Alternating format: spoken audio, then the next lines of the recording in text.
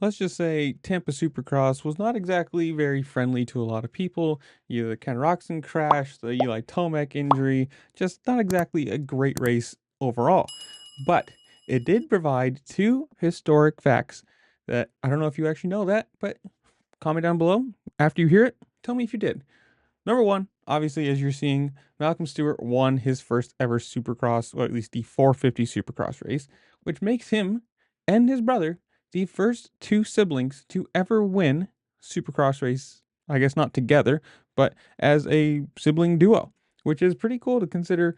Like how far apart they are, six or something years like that. I mean, obviously, Malcolm's been around for a very long time, won the 250 championship, been in the 450s for a long time, finally gets his first win.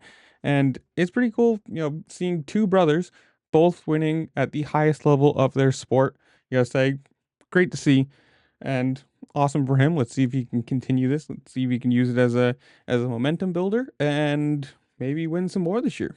I mean, with the amount of injuries, there's a lot of open space. He may just do it.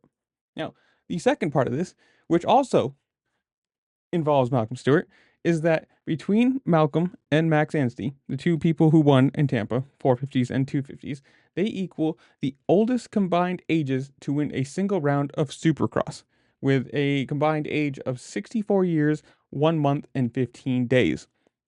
Now, the record that they beat was set in 2023 in East Rutherford, where Barsha and Anstey, again, both won, and it was 61 years, 25 days. So that's pretty cool. You got to think Anstey's part of both of those.